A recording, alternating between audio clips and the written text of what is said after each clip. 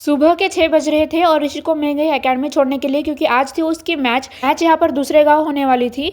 इसलिए यहाँ पर मैं उसे आई जल्दी छोड़ने के लिए। और फिर घर जाने के बाद देखा तो मम्मी यहाँ पर नाश्ते में बना रही थी गुड़ का शीरा, क्योंकि कई दिनों से हमने गुड़ का शीरा खाया नहीं है, तो इसलिए मैंने कहा मम्मी को बनाने के लिए।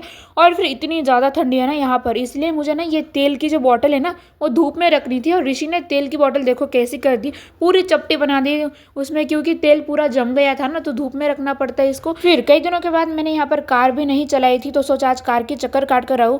और मैं यूजुअली अकेली जाती नहीं हूँ, ऋषि को लेकर जाती हूँ, बट आज ऋषि नहीं था इसलिए आरू को लेकर चली गई मैं। और फिर दोपहर के टाइम पर हम गए ऊपर, क्योंकि यहाँ पर ज्वारी और गेहूं में बहुत ज़्यादा कीड़े हो गए थे, तो उन्हें साफ करना था। और मुझे कुछ काम नहीं था, मैं यहाँ पर बिना काम का बैठी थी, वो मैंने मम्मी से देखा नहीं गया और मुझे भी काम लगाया मम्मी ने।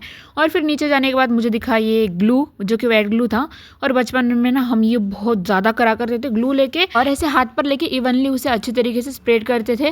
और फिर 5 से 10 मिनट के बाद ये पूरा सूख जाता था और एक छोटी सी पतली सी एक लेयर तैयार होती थी, जिसे हम पपड़ी बोलते थे हमारे लैंग्वेज में। हम तो मतलब इसके ऊपर नाम भी लिखते थे।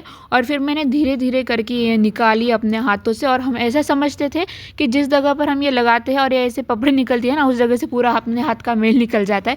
बट ऐसा कुछ भी नहीं होता है, ये तो सिर्फ बचपन का एक गेम था जो कि हम ऐसे करते थे और बाद में फाड़ डालते थे। या आप भी फेविकॉल के साथ ऐसे ही खेलते थे? कमेंट करके बताना। और फिर रात के 9:30 बजे गई मैं ऋषि को लाने के लिए। सुबह के 6 बजे गया और रात के 9:30 बजे वापस आया।